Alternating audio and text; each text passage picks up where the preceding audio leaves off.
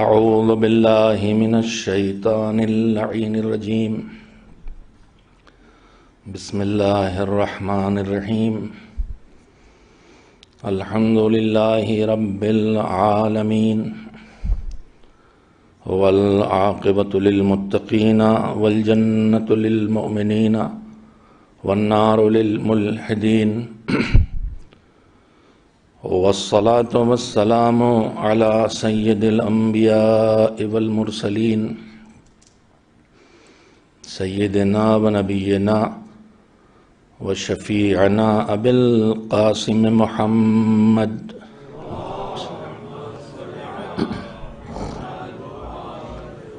وآلہ الطیبین الطاہرین المعصومین المظلومین واللعنة الدائمة الباقية على أعدائهم أجمعين من الآن إلى يوم الدين أما بعد فقد قال الله سبحانه وتعالى في كتابه المبين وهو أصدق الصادقين وقوله الحق بسم الله الرحمن الرحيم يا أيها الذين آمنوا اتقوا الله حق تقاته ولا تموتن إلا وأنتم مسلمون صلوات بھیجیے محمد و آل محمد علیہ السلام۔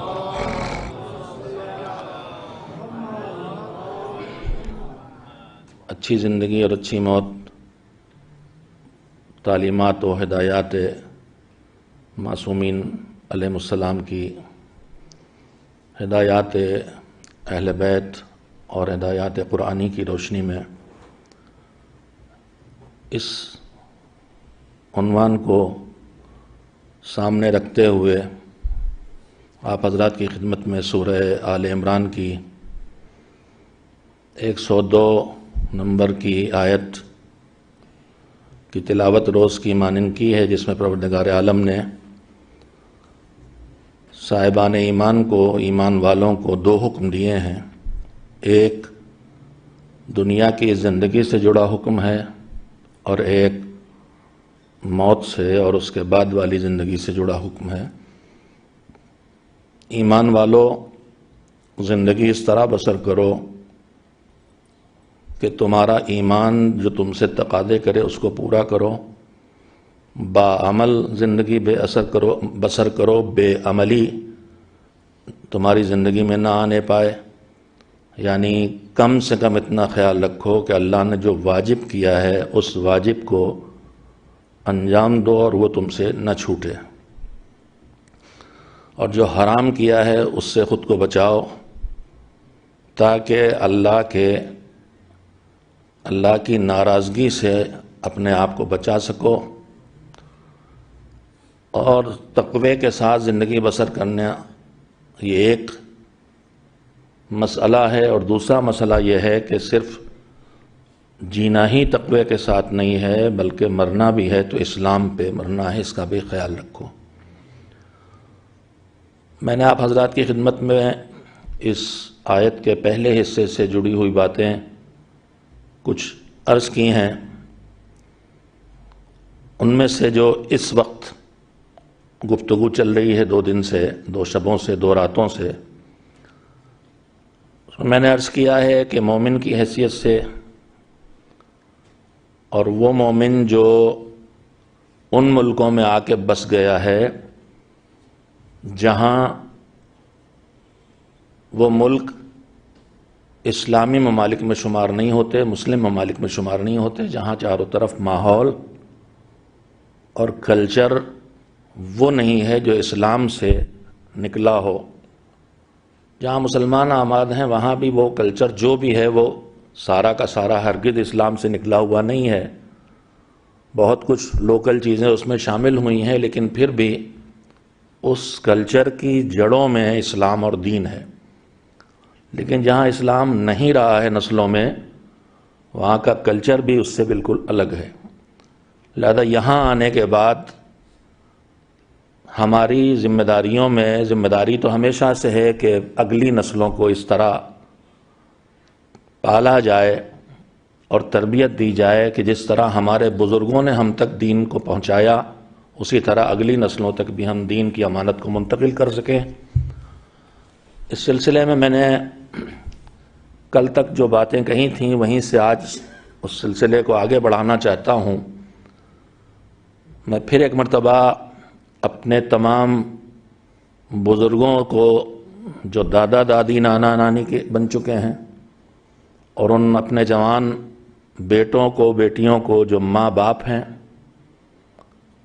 یا ہوں گے ان سب کو متوجہ کرنا چاہتا ہوں کہ اس وقت کس طرح کے کتنی طرح کے خطرات ہیں ایک بچے اور بچی کے لیے جو کسی مسلم فیملی میں مومن فیملی میں اہل بیت علیہ السلام کے ماننے والوں میں پیدا ہو۔ سب سے پہلا خطرہ جو ہمیشہ رہا ہے اور آج بھی ہے وہ ہے بے دین ہو جانے کا خطرہ۔ بے دین ہونے کا مطلب یہ ہے کہ آدمی کچھ دماغ کچھ توجہ نہ دے اور کیا واجب ہے کیا حرام ہے کیا حلال ہے کیا جائز ہے ان مسئلوں کی طرف دھیان نہ دے، نماز نہ پڑھے، روزہ نہ رکھے، حجاب نہ کرے، حرام حلال کا خیال نہ کرے۔ یہ خطرہ ہے، بڑا خطرہ ہے، مگر یہ پرانا خطرہ ہے۔ اس وقت کچھ اور مسائل پیدا ہوئے ہیں جن کی طرف ہمیں متوجہ ہونے کی ضرورت ہے۔ میں صرف فہرست گنا رہا ہوں کہ ہمارے اگلے نیکسٹ جنریشن کو کیا کیا خطرات درپیش ہیں۔ ایک منزل وہ ہے کہ آدمی دین پر عمل تو نہ کرے لیکن دین کا انکار نہ کرے۔ جب تک دین پر عمل نہیں کرتا ہے، انکار نہیں کرتا ہے، اس وقت تک کم سے کم اتنا رہتا ہے کہ وہ یہ سمجھے کہ میں جو کر رہا ہوں یہ غلط ہے۔ لیکن گناہوں کی کثرت کے بعد یعنی بے دینی کی بھی دو منزلیں ہیں۔ ایک منزل یہ ہے کہ آدمی نماز نہیں پڑھتا مگر یہ جانتا ہے کہ میں یہ غلط کر رہا ہوں، روزہ نہیں رکھتا لیکن یہ سمجھتا ہے کہ یہ اچھی بات نہیں ہے۔ میری ایک بہن سر پہ چادر نہیں رکھتی لیکن یہ سمجھتی ہے کہ یہ مذہب کے خلاف کر رہی ہوں میں۔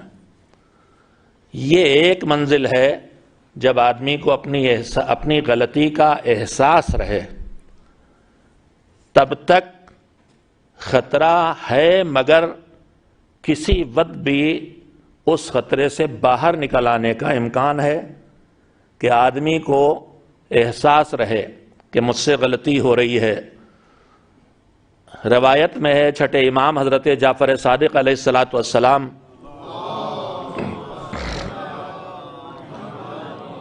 نے فرمایا کہ کم سے کم ایمان، جو کم سے کم ایمان ہے اس کی دو پہچانیں ہیں۔ وہ دو پہچانیں کیا ہیں؟ اگر یہ دو چیزیں ہیں تو اس کا مطلب ہم میں ایمان زندہ ہے، اور اگر یہ نہیں ہے تو اس کا مطلب یہ ہے کہ اب ایمان ختم کر دیا ہم نے۔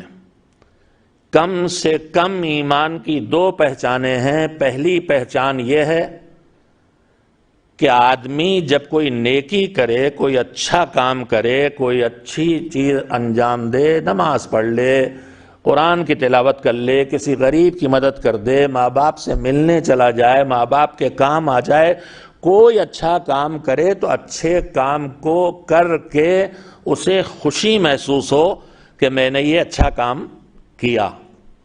میں نے یہ والی علامت پڑھی دوسری پڑھنے سے پہلے تو میں نے سوچا کہ مجھ سے بڑا مومن تو کوئی ہے ہی نہیں، مجھے تو اپنے ہی کام اچھے نہیں لگتے، دوسروں کے کام کرتا کوئی ہے، میرے نام لکھ دیا جائے تو مجھے تو وہ بھی اچھا لگتا ہے۔ لیکن دوسری پہچان امام نے فرمایا کہ جب کوئی اچھا کام کرو تو تمہیں خوشی کا احساس ہو، اور جب تم سے کوئی غلطی ہو، کوئی خطا ہو، کوئی گناہ ہو، اللہ کی کوئی نافرمانی ہو، کوئی واجب چھوٹ جائے، کوئی حرام کر ڈالو، نماز صبح قضا ہو جائے، نماز ظہر کو قضا کر دو، نماز نہ پڑھو، روزہ چھوڑ دو، روزہ کسی دن نہ رکھو، کسی دن رکھ لو، لیکن جب غلطی کرو، جرم کرو، خطا کرو، بہت قیمتی بات ہے جو عرض کرنا چاہتا ہوں، تو تمہارے اندر اس گناہ کے کرنے کا احساس باقی رہے اور اس پر شرمندگی محسوس کرو۔ نماز نہیں پڑھی تو احساس رہے کہ میری نماز چھوٹی ہے، غلط ہوا ہے، جھوٹ بولے، غیبت کی تو احساس رہے کہ مجھ سے غلطی، چوک ہو گئی ہے۔ تو نیکی پر خوشی کا احساس ہونا اور برائی انجام دینے پر اور گناہ کرنے پر رنجیدہ ہونا اور زحمت اچھا نہ لگے، اگر یہ بات آدمی کی باقی رہے تو کم سے کم ایمان کی پہچان ہے۔ اور اگر ہم اس طرح ہو جائیں کہ گناہ ہو اور ہمیں احساس بھی نہ ہو، ہمیں پتہ بھی نہ چلے، اور یہ تب ہوتا ہے جب آدمی کسی گناہ کو مسلسل کرتا ہے، اور یہ بہت خطرناک منزل آ جاتی ہے جب آدمی کا احساس چلا جائے۔ روز ہی نماز قضا ہو رہی ہے تو اب احساس ہی ختم ہو جائے گا۔ رمضان میں روزہ رکھ ہی نہیں رہے احساس، اور احساس میں اتنی تفصیلات میں جانا نہیں چاہتا، اصل موضوع سے بہت دور چلا جاؤں گا، ورنہ میں عرض کرنا چاہتا ہوں کہ کسی بھی گناہ کا احساس تب ختم ہوتا ہے جب آدمی اس گناہ کو مسلسل دہراتا ہے۔ احساس جرم کے گناہ کے دہرانے سے پیدا ہوتا ہے، لیکن بے حسی کے ساتھ، توجہ دیں گے، اب مجلسیں ایسے ہی ہو رہی ہیں، مگر مسلسل بے حسی کے ساتھ گناہوں کو دہرائے جانے کا نتیجہ کیا ہوتا ہے؟ قرآن کریم میں آیت ہے، بسم اللہ الرحمن الرحیم، لَقَدْ كَانَ عَاقِبَةَ الَّذِينَ أَسَاءُوا السُّوءَ أَن كَذَّبُوا بِآيَاتِ اللَّهِ وَكَانُوا بِهَا يَسْتَهْزِئُونَ۔ جو لوگ مسلسل گناہ پہ گناہ کرتے جاتے ہیں بغیر احساس جرم کے، بغیر اس کے کہ غلط ہو رہا ہے، بغیر توبہ کے، بغیر استغفار کے، مسلسل جو گناہ کرتے چلے جاتے ہیں اور ان کو گناہ سے جھٹکا بھی نہیں لگتا ہے، تو پھر ان کا آخر میں حشر یہ ہوتا ہے دو بڑی مصیبتیں۔ پہلی مصیبت کیا ہے؟ لَقَدْ كَانَ عَاقِبَةَ الَّذِينَ أَسَاءُوا السُّوءَ أَن كَذَّبُوا بِآيَاتِ اللَّهِ۔ ایسے لوگ دھیرے دھیرے جرم ہی نہیں کرتے، گناہ ہی نہیں کرتے، بلکہ احکام خدا کو جھٹلانے لگتے ہیں۔ ہمارے درمیان ملیں گے آپ کو ایسے لوگ جو بحث کرتے ہیں کہ غربت کے زمانے میں روزہ تھا، آج کل تھوڑی ہے، حجاب واجب نہیں، بس نگاہوں کا پردہ ہونا چاہیے۔ قرآن کریم میں جو صریحی احکام لکھے ہوئے ہیں ان کو بھی جھٹلانے لگتا ہے آدمی۔ جب مسلسل گناہ کرتا اور جھٹلانے نہیں لگتا ہے، اس سے آگے بڑھ کے منزل آتی وَكَانُوا بِهَا يَسْتَهْزِئُونَ، مذاق اڑایا جانے لگتا ہے۔ ہمارے معاشرے میں اللہ کرے کہ بھی صورت نہ ہو، لیکن ایک ذرا دیندار خاتون کوئی حجاب میں ہو، نماز روزے کے پابند ہو، تو فوراً کہا جاتا ملیانی بن گئی۔ ہمارے یہاں کوئی داڑھی، اب تو خیر آج کل فیشن میں ہے، پہچان نہیں رہ گئی، لیکن تھوڑے دنوں پہلے صورتحال یہ تھی کہ داڑھی رکھ لی، نمازی پڑھنے لگے، ملا جی آ رہے ہیں۔ دیندار ہونے کا مذاق اڑایا جانا، یہ جو مذاق اڑایا جانا ہے، یہ مذاق اللہ کے احکام کے مذاق اڑانے تک وہی پہنچتا ہے جو مسلسل گناہوں کو دہراتا رہتا ہے۔ تو میں خیر فی الحال جو فہرست سنا دینا چاہتا تھا کہ ہمیں اور ہماری اگلی نسلوں کو ہم سے زیادہ جو خطرے درپیش ہیں وہ پیش نظر ہوں، تو ایک خطرہ ہے بے دین ہو جانے کا، یعنی واجبات کی طرف سے کہے کہ میں I don't believe it۔ اچھا، یہ ڈونٹ بلیو کب آتا کب ہے؟ میں نے ابھی کیا کہ دہرانے سے ایک ہوتا ہے گناہ کرے، واجب چھوٹے، حرام ہو، لیکن احساس ہو کہ مجھ سے غلطی ہو رہی ہے تو کبھی پلٹ کے آئے گا۔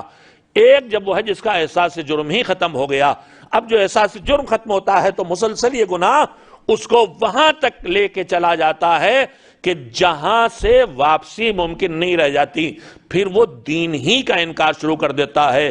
میں 30 40 50 سال کہہ سکتا ہوں، 40 سال تو کہہ ہی سکتا ہوں کم سے کم، اس معاشرے میں شعور کے ساتھ خدمت کوشش کر رہا ہوں۔ مجھے بہت ملتے ہیں ایسے ماں باپ جو اپنے جوان بیٹوں اور بیٹیوں کے بارے میں سمجھاتے ہیں کہ اچھا خاصا نمازی تھا اور اس کے بعد ایک دم سے بگڑا ہے اور نماز چھوڑ دی اور کہتا ہے ڈونٹ بلیو اٹ.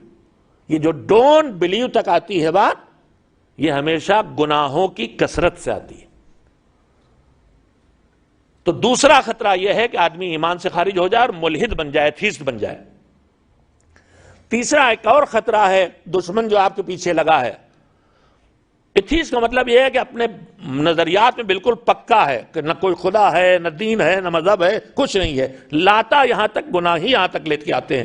گناہ کہاں سے کہاں تک انسان کو پہنچا سکتے ہیں، اس وقت اس تفصیل میں نہیں جانا چاہتا میں. تیسرا خطرہ میں نے عرض کیا کہ پہلا خطرہ ہے بے دینی کا، جس کو مذہب کی زبان میں فسق کہتے ہیں. فاسق ہو جانا، کھلم کھلا بے حیائی کے ساتھ اگر گناہ پہ آدمی آ جائے تو اسے فاجر کہتے ہیں. فسق اور فجور کا یہی فرق ہے. فسق ہے، گناہ ہے مگر چھپا چھپا کے ہے، ذرا رک رک کے ہے، ٹھہر ٹھہر کے ہے. اور فجور کا مطلب یہ ہے کہ گناہ بھی ہے اور اس کا بیان بھی ہے، اس پہ ناز بھی ہے، اس پہ اکڑ بھی ہے. ہم بھی کبھی کبھی یہاں تک پہنچ جاتے ہیں، آتے ہیں آج میں نے فلاں کو خوب ذلیل کیا. یہ جو فلاں کو خوب ذلیل کیا ہے یہ گناہ بھی ہے اور اس پر احساس فخر بھی ہے. یہ فسق کی منزل سے آگے لے کے جا رہا، فجور کی منزل تک. تیسرا خطرہ انکار دین کا، ملحد ایتھیسٹ، اللہ کے وجود سے انکار. چوتھا خطرہ دشمن جس کے پیچھے لگا ہے کہ اپنے جو بنیادی عقائد ہیں وہاں سے بس کھسکا دو، اب اس کے بعد کسی اور طرف جائے چاہے نہ جائے، کوئی اور نظریہ قائم کرے. آج پوری دنیا میں ایک بہت بڑی تعداد ان کی ہے جو نہلزم والے، نہلسٹ کہلاتے ہیں، جن کا کہنا یہ ہے کہ نہ یہ اس نظام میں نہ کوئی سسٹم ہے، نہ کوئی اس کا پورا مقصد ہے، نہ کوئی سوال جواب ہے، نہ کوئی ذمہ داری ہے. تم ہو، تم چاہو جو کرو، اور ساری ان کی نیگیٹو تھنکنگ ہے. میں تجربے میرے مجھ سے یہ کہہ رہے ہیں کہ ہماری نئی نسل ادھر بھی جا رہی ہے. انہیں بس مجھے کچھ پتا نہیں، آئی ڈونٹ نو پہ آ گئے، کنفیوز ہو گئے، جس وجہ سے بھی ہوئے. وہ جزیات ہیں جن پہ بعد میں بحث ہونا چاہیے، میں فہرست صرف سنا رہا ہوں. تو کنفیوز نسل نہ تیار ہو. یہ تین خطرے ہو گئے دین سے ہٹ کے. اس کے بعد دین میں رہتے ہوئے جو خطرات ہیں، اسلام کا انکار نہیں کرتا، میں آپ کو متوجہ کر رہا ہوں، اللہ کرے کہ میری بات پہنچ سکے. ہمارے مذہب میں کلچر اور رسم و رواج اتنے زیادہ شامل ہو گئے ہیں کہ جب ہم اپنے ان رسم و رواج اور مثالیں دوں گا، بہت وقت لگے گا اس لیے صرف فہرست سنا رہا ہوں، اس رسم و رواج اور کلچر کو مذہب بنا کے اگلی نسلوں کے سامنے پیش کرتے ہیں، اور وہاں یہاں تک بات پہنچ جاتی ہے کہ ہماری اپنی سوچ کلیئر نہیں ہوتی اور ہماری بات کبھی کبھی قرآن کی بات سے ٹکرانے لگتی ہے، اور ہمارے اعمال کبھی کبھی قرآن کے صاف و صریح دعوت سے مقابلے میں آنے لگتے ہیں. تو پھر وہاں پر ہمارا پڑھا لکھا جوان مذہب اہل بیت کے راہ سے ہٹ کے توحید کے نام پر ولایت کی دشمنی کی غرض سے اسلام کو بگاڑ دینے والی وہابیت کی طرف جانے لگتا ہے. یونیورسٹیز میں آپ ان نوجوانوں سے ملے، ہمارے پاس صرف کلچر، میں نے کہا نا کہ میں فہرست صرف گنا رہا ہوں، ورنہ آپ کے سامنے مثالیں بھی رکھ دیتا میں. چلیے ایک چھوٹی سی مثال رکھ کے دیتا ہوں، ایک صلوات بھیجیں محمد و آل محمد علیہ السلام پر. ہمارا پڑھا لکھا جوان، میں اس کی بات کر رہا ہوں،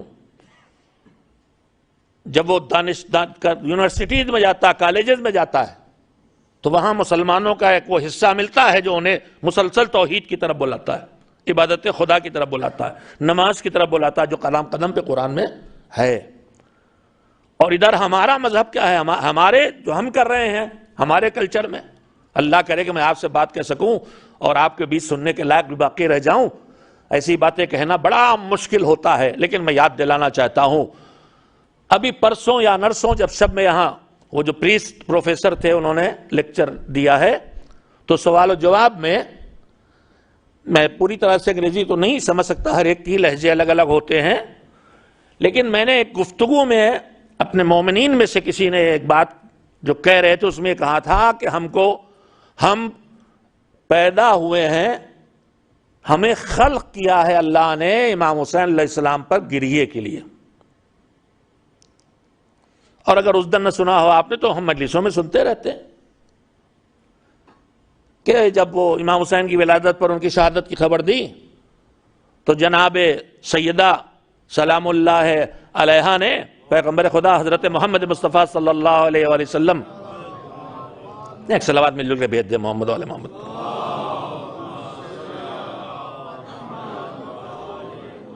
ایک اور اس سے بہتر صلوات بھیج دے محمد علیہ محمد.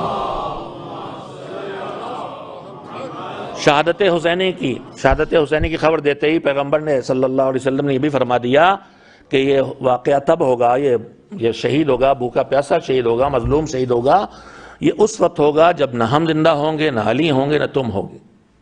تو اس وقت جناب زہرا نے برجستہ سوال کیا کہ پھر اس میرے بیٹے کی عزاداری کون کرے گا، اس پہ گریہ کون کرے گا، اس پہ ماتم کون کرے گا. اس کے جواب میں بھی سنتا آیا ہوں بچپن سے، جو ہم نے ہمیشہ سنا وہ یہ سنا کہ حضور نے فرمایا کہ اللہ ایک قوم کو پیدا کرے گا جس کے جوان ہمارے جوانوں پر، اور جس کے بوڑھے ہمارے بوڑھوں پر، جس کی عورتیں ہماری عورتوں پر روئیں گی. یہ ہم سنتے چلے آ رہے ہیں. اس دن بھی یہی جو ایک طرح کی ڈیبیٹ چل رہی تھی، اس میں یہ بھی بات سامنے آئی اور ہمارے سب کے ذہنوں میں بیٹھی ہوئی بات. میرے عزیزو،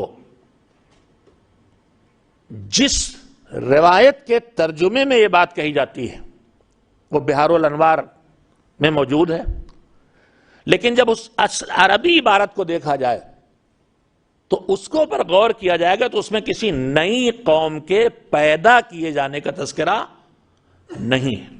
پھر کیا ہے؟ وعدہ اس سے بڑا ہے، لیکن تذکرہ کیا ہے؟ میں اس کی عربی عبارت آپ کے سامنے دہراتا ہوں. جب بیٹی نے پوچھا کہ بابا پھر حسین پہ روئے گا کون، تو پیغمبر خدا صلی اللہ علیہ وآلہ وسلم نے فرمایا کہ یا فاطمہ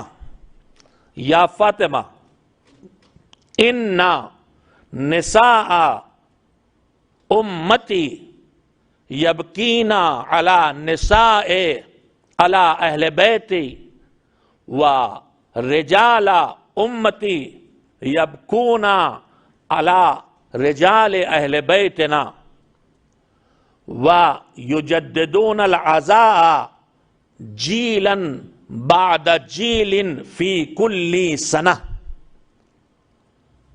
پیشنگوئی بھی فرمائی پیغمبر نے، فرمایا کہ اے میری بیٹی فاطمہ، اِنَّا نساء امتی یبکینا علی نساء اہل بیتی. قرآن کی تلاوت مجلس سنتے سنتے آپ بعض الفاظ عربی کے بھی جانتے ہیں. قرآن کریم کا ایک سورہ ہے، اس کا نام ہی سورہ نساء ہے. نساء یعنی عورتیں. اِنَّا تاکید کے لیے، یعنی بے شک کوئی شبہ نہیں اس میں، یہ کام ہوگا، ضرور ہوگا. اِنَّا نساء عورتیں، امتی میری امت کی، امت تو آپ جانتے ہی ہیں، امتی یعنی میری امت. نساء امتی میری امت کی عورتیں، یبکینا بکا سے ہے، ورب ہے، روئیں گی. علی نساء اہل بیتی میرے اہل بیت کی عورتوں پر. ورجالہم، رجال پلورل ہے رجل کی، رجل مرد کو کہتے ہیں. ورجالہم اور ان کے مرد. کن کے مرد؟ میری امت کے. توجہ دیں لفظوں میں، بہت آپ کا وقت بھی لے رہا ہوں اور میں بھی محنت کر رہا ہوں کہ بات اللہ کرے پہنچ جائے، اسی لیے کلمات عربی کے دہرا رہا ہوں. میری امت کی عورتیں میرے اہل بیت کی عورتوں پہ روئیں گی، اور میری امت کے مرد میرے اہل بیت کے مردوں پر روئیں گے. آیت اس حدیث کا جو اگلا جملہ وہ بھی ابھی سناؤں گا، بہت قیمتی ہے، لیکن اس سے پہلے جس کے لیے میں نے حدیث پڑھی آپ کو توجہ کرنا چاہتا ہوں. ہم عام طور پہ یہی سنتے ہیں، ہمارے دماغوں میں بیٹھا ہوا اتنا سنا ہم نے کہ اللہ ایک قوم خلق کرے گا، پیدا کرے گا. اس روایت میں کسی قوم کی خلقت کا تذکرہ نہیں ہے. کہیں خلقت کی بات نہیں ہے. لفظ آیا میری امت.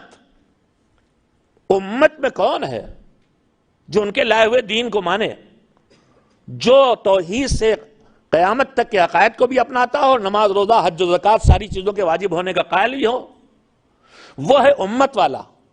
تو یہی تو مسلمان ہے نا, یہی تو مومن ہے نا. تو پھر الگ سے کسی قوم کے پیدا کرنے کی بات تو ہے نہیں.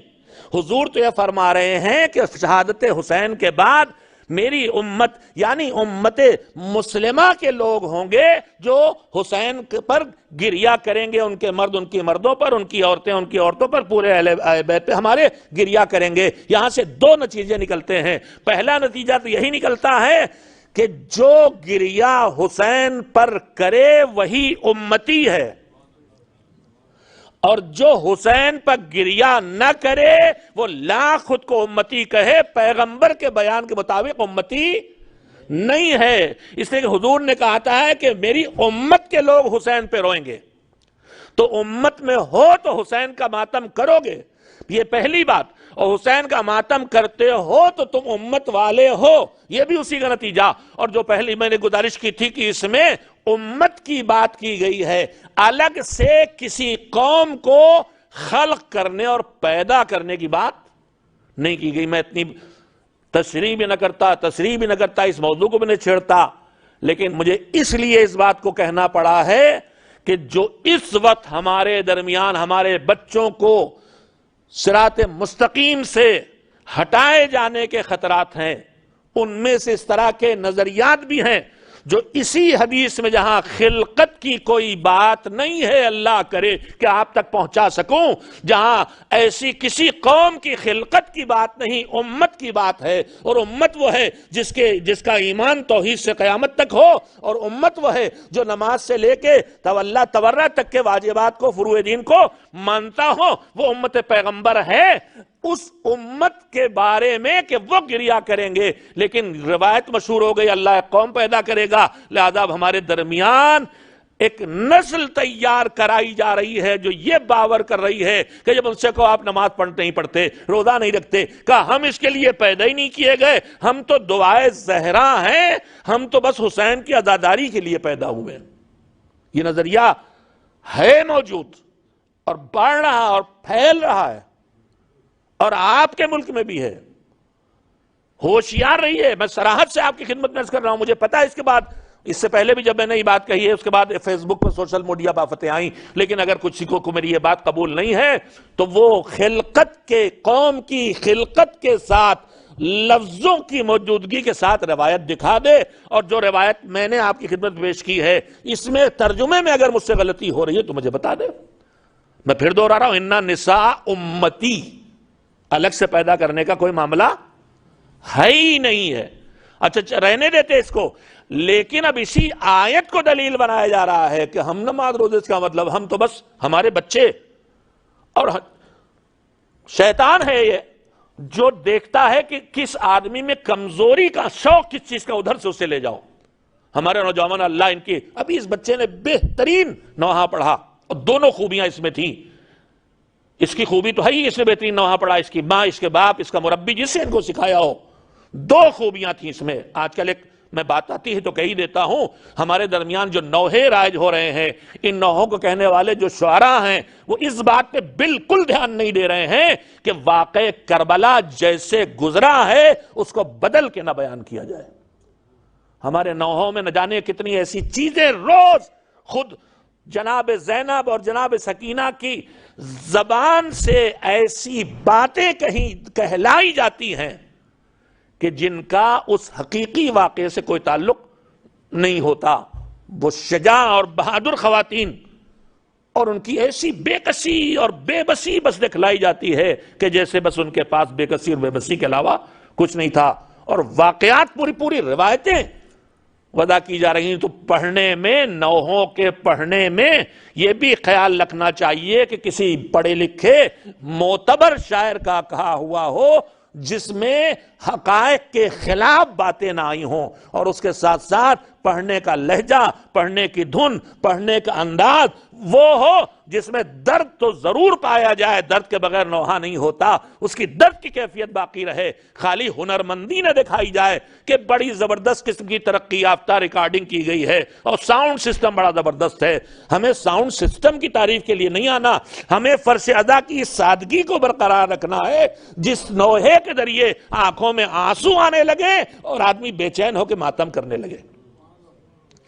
نہیں یہ کہ بڑا اچھا پڑا، بڑا مزہ آیا، نہیں، مزہ آنے کے لیے نوحہ نہیں ہے، سر تال کے لیے نوحہ نہیں ہے، اسٹوڈیو میں جا کے اس کی آوازوں پہ پڑھنے کے لیے نوحہ نہیں ہے، نوحہ فرش ادا پہ حسین پہ گریے کے لیے۔ بچے نے بہترین نوحہ پڑھا، اپنے کلام کے اعتبار سے بھی بہترین تھا، معیاری کلام تھا، اور اپنے لہجے کے اعتبار سے بہترین تھا۔ اللہ اس کو سلامت رکھے، ترقی دے۔ مگر جن ہمارے بچوں اور بچیوں میں اس کا شوق پیدا ہوتا ہے، انہی شوق والوں کو کچھ ہنرمند جو سیلیبریٹیز اس وقت بنے ہوئے ہیں نوحہ خوانی کے، وہ اٹھا کے لے جاتے ہیں اور اس کے بعد وہ عقائد، وہ نظریات پیدا کرنا شروع کر دیتے ہیں۔ میں صاف و صریح باتیں کر رہا ہوں، ہمارا وجود نامکمل ہے جب تک کہ ہمارے پیشانی پر سجدے کے نشان کے ساتھ ساتھ سینے پہ ماتم کا نشان نہ ہو۔ معرفت کا تقاضا نماز ہے، مودت کا تقاضا ماتم ہے، اور ان دونوں کے بغیر نجات ممکن نہیں ہے۔ لیکن میرے عزیزو، اس جذبے کو بڑھائیے، مگر ان خطرناک لوگوں سے محفوظ بھی رکھیے کہ جو خطرناک لوگ پورے معاشرے میں پھیلے ہوئے ہیں۔ آپ تھک گئے ہیں، ذرا صلوات بھیجیے محمد و آل محمد پر، میں بات مکمل کروں۔ میں آپ کو ہوشیار کر رہا ہوں، میں آپ کو چونکا رہا ہوں، سنیے۔ چہرے کچھ بھی ہو سکتے ہیں لیکن پیچھے کیا ہے یہ سمجھنا بڑا مشکل کام ہے۔ اس وقت ہمیں اپنے بچوں کی اور بچیوں کی بہت حفاظت کرنا ہے۔ میں یاد دلاؤں، واقعات کے سارے بات آسان ہوتی۔ جناب ابو بصیر امام محمد باقر علیہ السلام کے اصحاب میں، شاگردوں میں امام صادق تک پہنچی ہے زندگی ان کی۔ بڑا حصہ پانچویں امام کے ساتھ گزرا ہے، اور آخر عمر میں وہ نابینا ہو گئے تھے، دکھائی نہیں دیتا تھا۔ حج کے لیے امام کے ساتھ آئے تھے، تو جہاں ظاہر اب جب حج میں ہیں اور طواف چل رہا ہے خانہ کعبہ کا حرم میں، تو لبیک کوئی پڑھ رہا، کوئی دعا پڑھ رہا، ایک آواز ہوتی ہے، ایک شور ہوتا ہے دعاؤں کا، لبیک کا، تکبیروں کا، بھیڑ ہوتی ہے تو اس کے ساتھ ساتھ شور بھی ہوتا ہے۔ تو ہم تو آنکھوں سے دیکھ لیں گے آج بہت حاجی آئے، بہت بھیڑ ہے، لیکن جناب ابو بصیر کو پاس آنکھیں تو نہیں ہیں۔ لیکن جب انہوں نے شور سنا تو انہوں نے فرمایا کہ ما اکثر الزجیج ما اکثر الحجیج، مولا بڑا شور ہے، اس کا مطلب بہت حاجی آئے۔ تو مولا نے کہا ما اکثر الزجیج واقل الحجیج، شور تو بہت ہے مگر حاجی بہت کم ہے۔ اب یہ بات انہوں نے شور سن کے اندازہ لگایا تھا کہ حاجی بہت ہیں۔ امام نے کہا شور تو ہے مگر حاجی بہت کم ہیں۔ تو شاید جناب ابو بصیر پوری طرح متوجہ نہیں ہوئے امام کیا فرما رہے ہیں، نابینا تھے۔ امام نے جناب ابو بصیر کے آنکھوں پر ہاتھ رکھا، ایک صلوات بھیجیں محمد والے محمد پر۔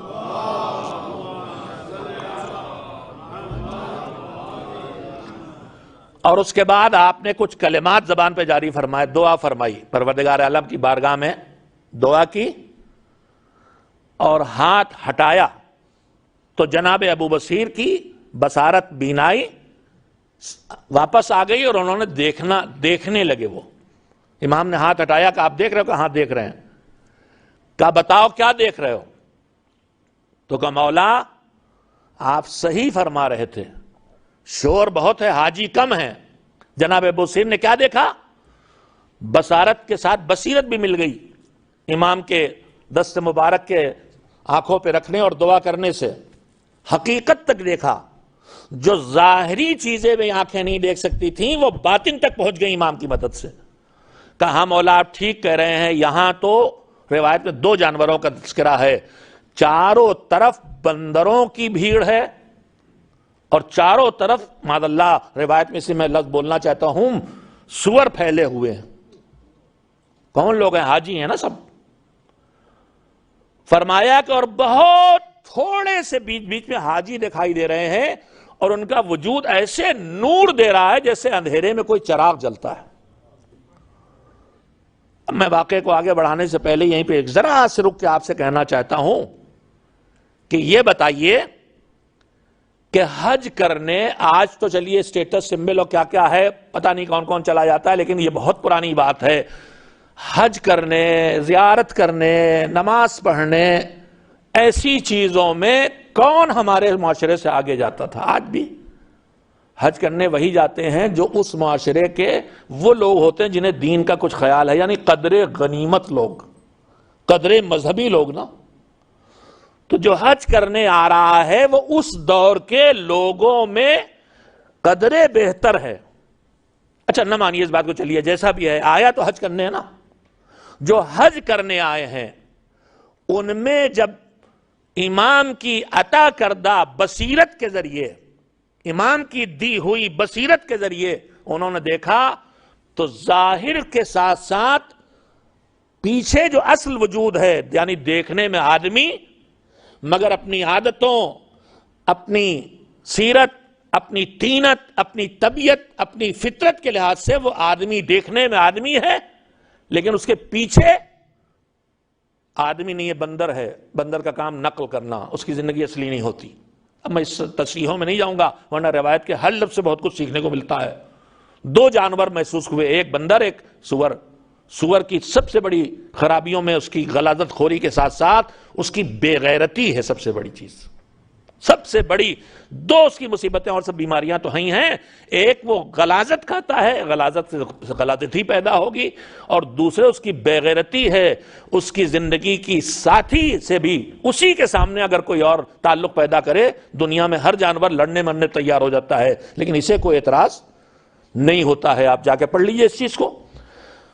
تو بہرحال امام نے جب بصیرت دی ان کو تو انہوں نے حقیقت کے چہرے دیکھے. میں آپ سے آپ سوچ رہا ہوں اس روایت کا آپ کی گفتگو سے کیا مطلب ہے میرے عزیزوں؟ مطلب صرف اتنا ہے کہ پتہ یہ چلا کہ سامنے سے چہرے آدمیوں کے ہوتے ہیں لیکن اندر نہ جانے کون سا جانور چھپا ہوا ہمیں پتہ نہیں ہے.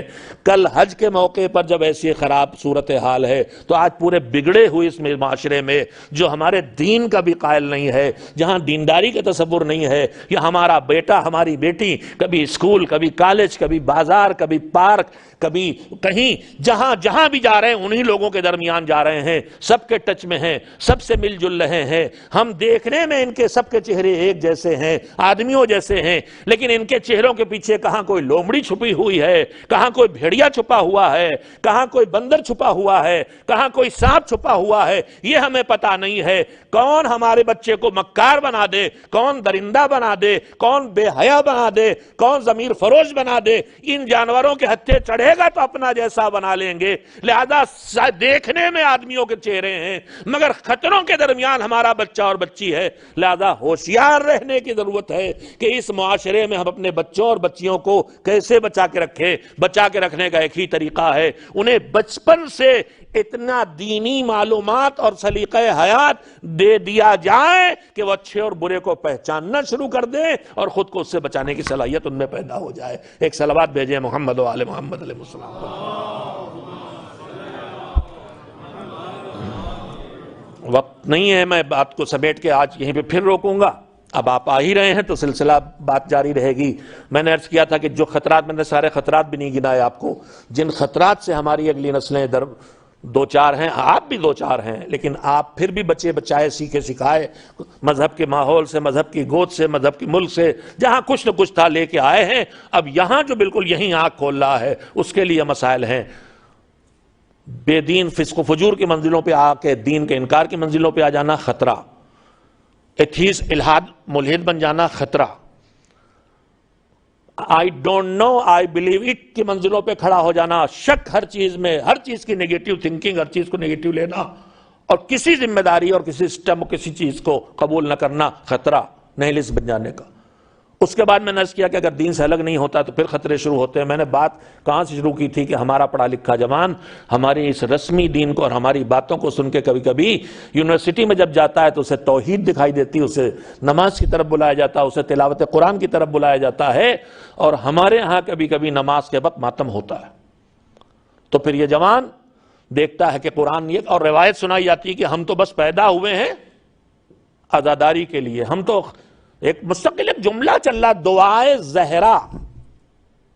میرے عزیزو، کوئی نئی قوم خلق ہوئی ہو تو بتاؤ، روایت میں ہو اللہ نے کہا ہے میری امت کے لوگ، تو قوم خلق ہونے کی بات کہاں سے آئی اللہ بہتر جانے۔ اس سے نتیجہ میں نہ کہتا، لیکن اس سے نتیجہ نکال کے ہمارے جوانوں کو رخ دیا جا رہا ہے، خاص کر کے جو نوحہ ماتم کی طرف جاتے ہیں وہاں سے کام تیزی سے پھیلایا جاتا ہے، اور اس کے بعد ہم تو بس ماتم کے لیے پیدا ہوئے ہیں، ہم بس عزاداری کے لیے پیدا ہوئے ہیں۔ میں آپ سے اس موضوع پر ایک بات اور کہنا چاہتا ہوں، جو میں نے بات کہہ دی، آج وقت بھی مجھے شاید کچھ زیادہ ہو جائے۔ اگر کسی مسئلے پر ایک طرف قرآن مجید کی صریح آیت ہو اور ایک طرف روایت ہو، حدیث ہو، تو پہلی بات ہے کہ روایت اور حدیث کی پرکھ ضروری ہے، کہ یقین اور اطمینان ہو کہ یہ پیغمبر سے منسوب، مولا علی سے منسوب، کسی امام سے یہ بات روایت منسوب ہے، تو آپ کا ارشاد ہے کہ نہیں ہے۔ اس لیے کہ میں نے تو سنا نہیں، مجھ سے یہاں تک ایک سلسلہ ہے راویوں کا، یہ سارے راوی لاقے اعتبار تھے، بھروسے والے تھے کہ نہیں تھے، ایماندار تھے کہ نہیں تھے، مضبوط حافظے کے تھے کہ نہیں تھے، انہوں نے وہی بات ہم تک پہنچائی ہے جو پیغمبر نے فرمائی ہے، یا ان سے پہنچانے میں تو نہیں بدل گیا، یا انہوں نے دین بیچ دیا ہو، روایت گڑھ کے نہیں بتا دی۔ یہ سب چیزیں جب چیک ہو جائیں اور مطمئن ہو جائے تب روایت پر عمل کیا جاتا ہے۔ مگر پیغمبر خدا حضرت محمد مصطفیٰ صلی اللہ علیہ وآلہ وسلم نے،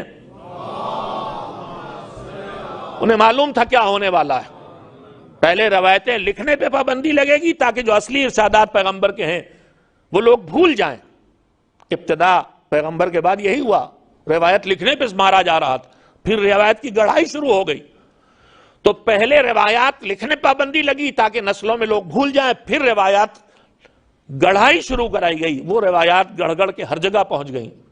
بنی اسرائیل کے لوگ مسلمان ہوئے جب خیبر میں ہارے، اور مسلمان بن کے انہوں نے خوب روایت سازی کی، اور اس کے بعد پھر ہر امام کے دور میں کوئی نہ کوئی گمراہ فرقہ پیدا ہوا جو اگلے امام کا منکر تھا، اور انہوں نے پھر امام سے اپنی طرف توڑ کے لانے کے لیے بھی، نیا فرقہ بنانے کے لیے نئے نئے نظریات پیدا کیے، اور اس میں خوب روایتیں گڑھی گئیں، جس میں سب سے زیادہ روایتیں غالیوں نے گڑھی ہیں، جو معصومین علیہ السلام کو خدائی کا درجہ دیتے تھے۔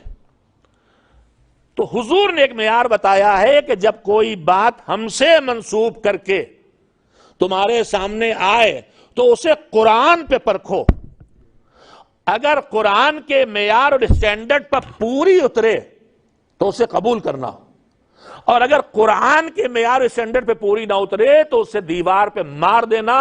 ہماری بات ہے ہی نہیں، ہم ایسی بات کہہ ہی نہیں سکتے کہ جو قرآن کے بیان کے مقابلے میں ہو۔ اب یہ جو روایت اگر ہوتی بھی ہے نہیں، ایک تو کہ اللہ قوم پیدا کرے گا، اگر ہوتی بھی اور کہیں کوئی ڈھونڈ بھی نکالے، تو میں عرض کرنا چاہتا ہوں کہ قرآن کریم ایک طرف کہہ رہا ہے بسم اللہ الرحمن الرحیم وما خلقت الجن والانس الا لیعبدون، میں نے ہر انسان کو اور ہر جن کو صرف اس لیے پیدا کیا ہے کہ وہ میری عبادت کریں، اللہ کی عبادت کے لیے پیدا کیا گیا ہے۔ اب اگر کوئی کہے کہ نہیں ہم تو خالی عزاداری کے لیے پیدا ہوئے ہیں، ہمیں اللہ کی عبادت سے مطلب نہیں، تو اس جاہلانہ فقرے کا پہلا پوسٹ مارٹم یہ ہے کہ میرے عزیز تمہیں شاید یہ بھی پتا نہیں کہ عزاداری بھی اللہ ہی کی عبادت ہے۔ یہ تم کہتے ہو ہم اللہ کی ہم عزاداری کے لیے پیدا ہوئے، نماز روزے سے ہم سے مطلب نہیں، باقی چیزوں سے مطلب نہیں، عزاداری تو خود بھی عبادت پروردگار ہے۔ تو قرآن مجید سے ٹکرائی کوئی روایت تو اس کو قبول نہیں کیا جائے۔ میں نے بات کہاں چھیڑی تھی، جب ہم یہاں اپنے نوجوانوں کو اس ماحول میں پالتے ہیں جہاں کہیں کہیں خدا نخواستہ یہ صورت ہوتی ہے کہ نمازیں قضا ہو رہی ہیں، نماز کے بعد دوسرے پروگرام ہو رہے ہیں، بے توجہی ہے، اور پھر وہ یونیورسٹی میں جاتا ہے، وہاں وہ فرقہ دکھائی دیتا ہے جو توحید کے نام پر ولایت کی دشمنی کے لیے وجود میں آیا تھا، فرقہ وہابیت، جس کا میں کل اس بارے میں تھوڑی سی بات ضرور کروں گا تاکہ آپ اس پہلو کی طرف متوجہ ہو جائیں۔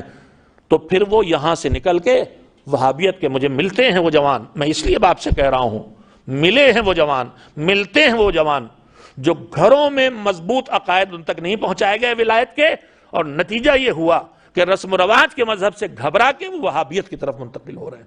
یہ ایک خطرہ ہے، اس خطرے سے بھی آپ کو اپنے بچوں کو بچانا ہے۔ ایک صلوات بھیجیں محمد و آل محمد علیہ السلام پر۔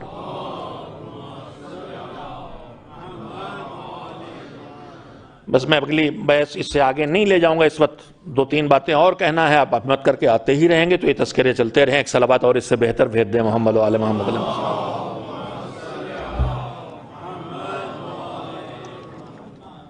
بچوں کی پرورش کے سلسلے میں دو اہم پوائنٹس ہیں، میں نے مسلسل ابھی میں خطرے اتنی تفصیل سے بتانے میں لگ گیا، کل فہرست باقی گنتی آپ کو گنا کے کہ کن کن خطروں سے آپ کو پہ توجہ دینا ہے بچوں کو بچانے کے لیے، بیٹیوں کو بچانے کے لیے، جن جن خطرات سے تین چار باتیں میں نے آپ کی خدمت میں کہی ہیں، دو تین باتیں اور ہیں کہ یہ مسلسل بہکانے کے لیے راستے پیدا کیے جا رہے ہیں، ادھر متوجہ رہیں، ان سے بچانے کے لیے جو طریقے معصومین علیہ السلام کے ارشادات موجود ہیں یا ان کی سیرت کے نمونے ہیں، ایک دو نمونے کل آپ کی خدمت میں پیش کروں گا۔ آج یہیں پہ اپنی بات کو روکتا ہوں کہ پروردگار عالم نے ہم کو نعمت دی ہے اور اس نعمت کا نام دین ہے، اور یہ بڑی نعمت ہے، اور اتنی بڑی نعمت ہے کہ اس سے بڑی نعمت کوئی ہمارے پاس نہیں، اللہ کی بے حساب نعمتیں ہمارے پاس، لیکن ان نعمتوں میں دین سے بڑی نعمت کوئی نہیں۔ آدمی اس دنیا میں آتا ہے، ایک زندگی لے کے آتا ہے، زندگی اللہ کی دی ہوئی نعمت ہے اور بہت بڑی نعمت، یہ نعمت نہ ہو تو کوئی نعمت پانے کے لائق ہی آدمی نہیں بنتا۔ زندگی ایک نعمت ہے، لیکن زندگی صرف نعمت نہیں ہے، زندگی کے بعد بھی نعمتیں ہیں۔ آدمی زندہ ہوتا ہے تو روزی حاصل کرنا شروع کرتا ہے، آگے بڑھتی ہے زندگی، روزی کماتا ہے، روزی کمانا، مال کمانا، دولت تک آنا، یہ بھی ایک نعمت ہے، مال بھی نعمت ہے، دولت بھی نعمت ہے۔ تو جان اور زندگی نعمت ہے، مال اور دولت نعمت ہے، پھر زندگی آگے بڑھتی ہے تو انسان صاحب اولاد بنتا ہے، اولاد نعمت ہے۔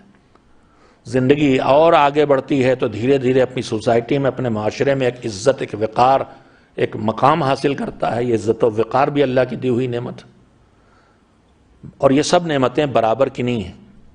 مال قیمتی، جان قیمتی، عزت و وقار قیمتی، اولاد قیمتی، مگر سب برابر کے نہیں ہیں۔ جس مال کو بچانے کے لیے آدمی زندگی بھر اپنا وقت لگاتا ہے، جب جان پہ پڑتی ہے تو اسی مال کو لگا کے اپنی جان بچاتا ہے۔ روزانہ ہم دیکھتے ہیں زندگی بھر کی کمائی دے کے ہارٹ کی سرجری کرائی اور زندگی بچا لی۔ تو جان قیمتی ہے، مال لگا کے جان بچائی گئی، مگر جان سے بھی زیادہ قیمتی چیز اولاد ہے۔ جس باپ جس ماں کو ابھی لاکھوں کی سرجری، آپریشن پیسے لگے تھے دل کے، ہارٹ کے آپریشن میں، اسی کا بیٹا نہ جانے کس بیماری کا شکار ہوا، اب اس کی کڈنی فیل ہو رہی ہے، بستر پہ پڑا ہوا ہے، تو باپ ماں روتے ہوئے دعا کرتے دکھائی دیتے ہیں، پروردگار اس کو زندگی دے دے، چاہے ہم اٹھ جائیں دنیا سے، ہم مر جائیں مگر یہ زندہ رہے۔ یعنی انسان کی نگاہ میں اپنی جان سے زیادہ قیمتی اولاد کی جان، لیکن شریفوں کی دنیا میں اس سے بھی زیادہ قیمتی چیز کا نام ہے عزت و وقار۔ عزت و وقار اس قیمتی چیز کا نام ہے کہ جس کے بچانے کے لیے آدمی نہ جان کی پرواہ کرتا ہے، نہ مال کی پرواہ کرتا ہے، نہ اولاد کی پرواہ کرتا ہے۔ کربلا والوں نے جو قربانیاں دی ہیں، توجہ دیں، مال کی قربانی اس طرح سے دی کہ سروں پہ چادریں تک باقی نہ رہ گئی، جان کی قربانی اس طرح سے دی کہ جو خود سے مقتل میں جانے لائق نہ تھے انہیں گود میں لے کے پہنچایا، اولاد کی قربانی اس طرح سے دی کہ بازو پکڑ کے گود میں لے کے مقتل تک پہنچایا، اور جان کی قربانی اس طرح سے دی کہ جب سجدے میں سر تھا تو سوکھے گلے پہ خنجر چلا۔ اور ان سب قربانیوں کے بعد اب عزت و وقار کی قربانی کی بات آئی، خیموں میں آگ لگی، سروں سے چادریں چھینی گئیں، بیبیاں گھبرا گھبرا کے جلتے خیمے سے نکلتی ہیں دوسرے خیمے میں آ جاتی ہیں، جلتے خیمے سے نکلتی ہیں دوسرے خیمے میں آ جاتی ہیں۔ زینب کبریٰ ساری بیبیوں کو سمیٹ کے اس خیمے میں لے آئیں جہاں آخری خیمہ ہے، جہاں ابھی آگ نہیں لگی ہے۔ خیمے میں حسین کا حسین کی اکلوتی یادگار وقت کا امام بستر بیماری پہ غش کے عالم میں پڑا ہے۔ زینب نے سید سجاد کا بازو پکڑا، بیٹا آنکھیں کھولو، آنکھیں کھولو، دیکھو خیمے جل گئے، دیکھو ہمارے سر سے ردائیں چھن گئیں، دیکھو آخری خیمہ بچا ہے، اس میں بھی آگ لگنے والی ہے، بتاؤ میرے لال اب مجھے کیا کرنا ہے، ہمیں کیا کرنا ہے، ہم زندہ جل کے مر جائیں یا ہمیں ننگے سر خیموں سے نکلنا پڑے گا۔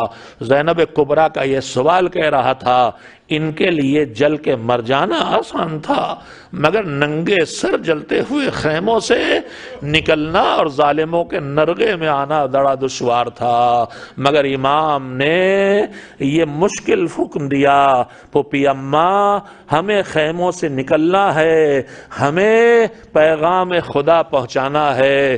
زینب کو حکم ملا، بیویوں سے کہنا شروع کر دیا، خیموں سے نکلو، خیموں سے نکلو، خیموں سے باہر چلو، ننگے سر نکلنے کے حالات ہیں، بیویاں سہم سہم کے خیموں سے نکل رہی ہیں۔ ایک چھوٹی سے بچی راویہ ہے جس کا نام فاطمہ بنت الحسین ہے، وہ کہتی ہے عصر عاشور، اور یہ فاطمہ کوئی اور نہیں حسین کے سینے پہ سونے والی سکینہ، وہ کہتی ہے عصر عاشور جب خیموں میں آگ لگی تو ہماری پھوپھیاں اور بہنیں گھبرا گھبرا کے خیموں سے نکل رہی تھیں اور ظالم ان کے سروں سے چادریں کھینچ رہے تھے۔ ایک ظالم اس کمسن یتیمہ کی طرف بڑھا نیزہ ہاتھوں میں لے کے تاکہ سر سے چادر چھین لے۔ فاطمہ بنت الحسین راویہ ہیں کہ جب ظالم تیری طرف بڑھا تو میں سہم کے ہٹی اس کے پاس سے، وہ دوڑی میں تو مجھے پھر پیچھے پیچھے دوڑا۔ 3-4 سال کی کمسن بچی، بھوکی یا پیاسی بچی کہاں دوڑ کے خود کو بچا سکتی ہے؟ ظالم نے ننھی سی بچی کی پشت پہ تادیانے کی نوک ماری، ننھی سے بچی زمین پر منہ بھل کے بھل گری۔ فاطمہ بنت الحسین راویہ ہیں کتنی دیر گزری مجھے پتا نہیں، ایک بار میرے کانوں میں آواز آئی، بیٹی اٹھو اٹھو چلو۔ گھبرا کے سکینہ نے سر پہ ہاتھ رکھا، پھوپھی اماں ارے کیسے چلے، سر پہ چادر نہیں ہے۔ کہا بیٹی دیکھ تیری پھوپھی کے سر پہ بھی چادر نہیں ہے، بیٹی اب بغیر چادر کے ہی چلنا پڑے گا۔ ہاں یہ قربانی کیوں دی گئی؟ کہ ہم اپنے وقار کو بھی قربان کر دیں گے، مگر دین خدا کو بچانا ہے تو ہر قربانی کے بعد بھی دین خدا کی حفاظت کریں گے۔ وَسَيَعْلَمُ الَّذِينَ ظَلَمُوا أَيَّ مُنْقَلَبٍ يَنْقَلِبُونَ أَلَا لَعْنَةُ اللَّهِ عَلَى الْقَوْمِ الظَّالِمِينَ۔ مجلس ان مواقع میں سے ہے جہاں دل نرم ہوتے ہیں اور اہل بیت علیہ السلام کے تذکروں کے طفیل میں برکتوں کے نزول کی جگہ بن جاتی ہے، دعاؤں کے قبول ہونے کی جگہوں میں سے جگہ بن جاتی ہے۔ گزارش کی گئی ہے سارے بیماروں کی شفا کے ساتھ ساتھ خاص کر کے زہرا فتح محمد علیل ہیں، ان کی شفا کے لیے ہم لوگ چند مرتبہ اس کو پکار کے دعا کر لیں جو ہر بے چین کی دعا کو سنتا ہے۔ بسم اللہ الرحمن الرحیم، امن یجیب المضطر اذا دعاہ ویکشف السوء، امن یجیب المضطر اذا دعاہ ویکشف السوء، امن یجیب المضطر اذا دعاہ ویکشف السوء، امن یجیب المضطر اذا دعاہ ویکشف السوء، امن یجیب المضطر اذا دعاہ ویکشف السوء، امن یجیب المضطر اذا دعاہ ویکشف السوء، امن یجیب المضطر اذا دعاہ ویکشف السوء۔ اللہم اشف کل مریض یا کریم یا ماتم حسین۔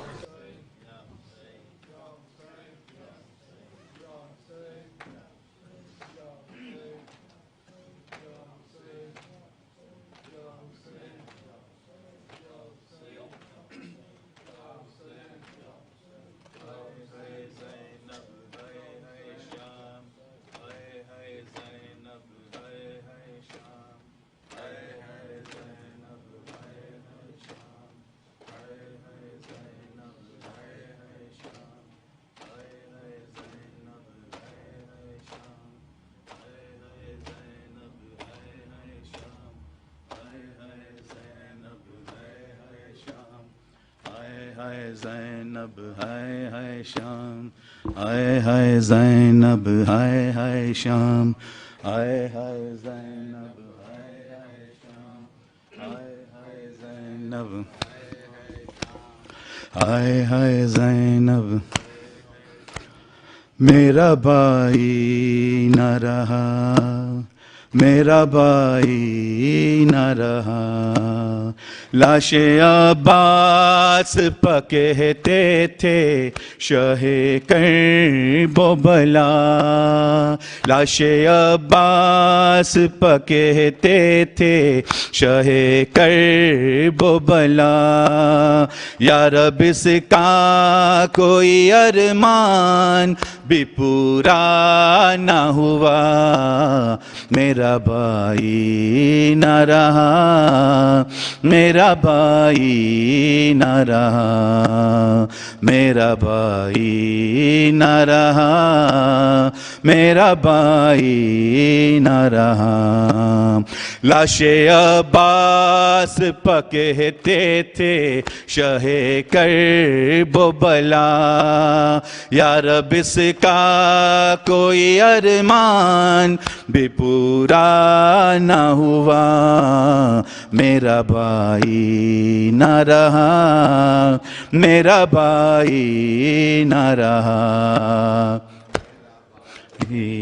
نہ رہا، میرا بھائی نہ رہا، بچھڑا غربت میں میرے عرش وفا کا خاور، دشت ظلمت میں خفا ہے بنی ہاشم کا کمر، یہ جہاں میری نگاہوں میں ہے اندھیر ہوا، یا رب اس کا کوئی ارمان بھی پورا نہ ہوا، میرا بھائی نہ رہا، میرا بھائی نہ رہا، میرا بھائی نہ رہا، میرا بھائی نہ رہا،